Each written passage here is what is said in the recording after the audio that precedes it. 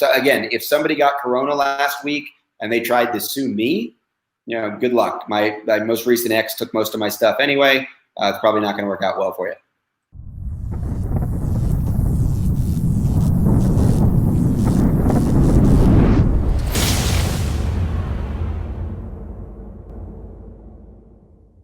What are some of the protocols?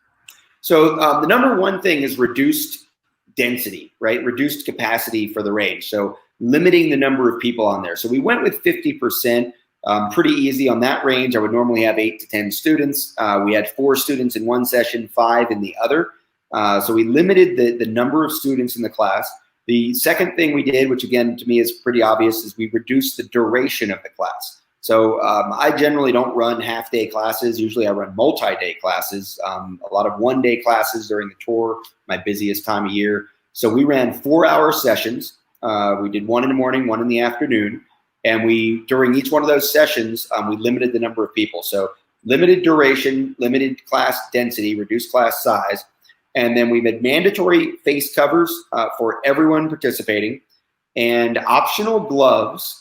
I wore gloves because I obviously am going to be touching students. I'm going to be touching all the targets. I'm going to be kind of touching everything. So I wore gloves, and the protocol was if I took a student's gun to demonstrate something, or if I touched a student to adjust something, that I would just remove those gloves, trash them, use some hand sanitizer, and put on new gloves.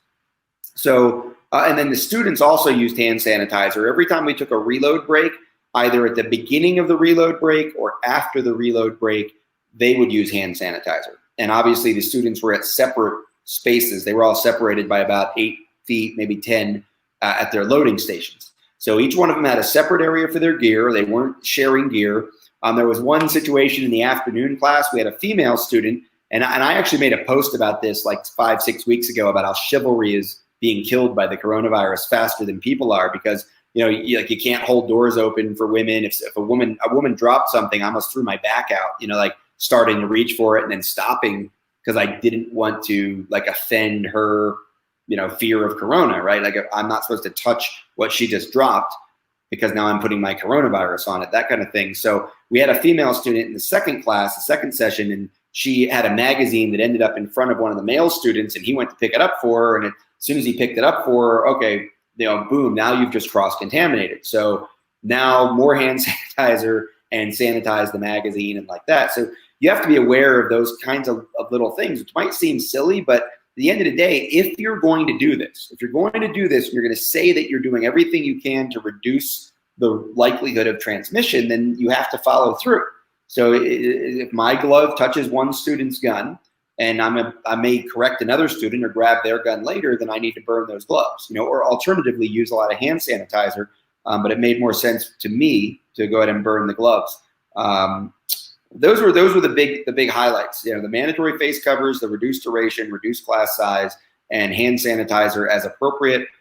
Instructor with gloves on. I've heard a lot of people say, "Well, I can just teach class from 20 feet away. I can talk through a bullhorn or use the PA system or whatever. I don't have to be near the students." And that's true for an advanced class, but that is not true for a beginner class. For beginners, any instructor worth their salt knows that if someone's picking a gun up for the first time, the best place, the most important place for you to be is within arm's reach. So that if they start to turn or they start to look at the gun or whatever it is that they start to do, you can get control over them.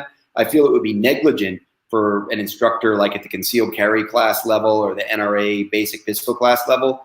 It would be literally negligent of them to stand 20 feet away and just phone it in, Yeah, I agree. GOF spread the coronavirus faster than other calibers. Sorry, I missed what you said there. It said GOF said that 9 millimeters spread the coronavirus faster than other calibers. well, they do. If the coronavirus is on it, it moves a lot faster than that old slow 45. That's for sure. I'm sorry. I just saw something come across. Lieutenant Colonel Alan West has been put in the hospital. Apparently, he was just whacked by a driver while he was on his motorcycle. Oh wow! Yeah, just saw that. It came across the corner of the screen as a text message, and I just looked at my phone. So, best wishes to Lieutenant Colonel West. Hopefully that works out. Apparently he was heloed to a hospital, but he's stable. He's a good guy. Yeah, no, he's good. He was, it's funny. He was very outspoken about all the problems. I don't want to go off on too much of a tangent, but he was very outspoken about the problems at the NRA early on. And then he's just sort of, refused to get involved over the last several months, but very good guy. And hopefully he's okay and he makes a quick recovery there. I hope so too. He will be in my prayers. With your classes, did you require a updated waiver that included words about, hey, if you get COVID-19, don't sue me, or anything like that? I barely pay any attention to the waiver as it is. The way as I travel around, I have students sign the waiver for the ranges that I teach at. I don't have a special waiver. I don't put much stock in them. You showed up to a class, you know what you're getting into. I give a very thorough brief that is witnessed by everybody there. I've got thousands of students that have heard the same briefing, the same warning. They know that I'm very upfront about the fact that you're probably in more danger of getting shot taking a 2-day class on the range than you are doing anything else you might be doing during those 2 days. Just knowing what we know about, the training environment, things like that. I'm 19 years into a training career full time since I left law enforcement, and I haven't had any students shot or shoot each other or shoot themselves on the range yet. I don't know anybody else who's done it this long and this often that's made that happen. I sort of mentally, knock on wood every time I say that over the last few years. But if somebody got corona last week and they tried to sue me, good luck. My most recent ex took most of my stuff anyway. It's probably not going to work out well for you.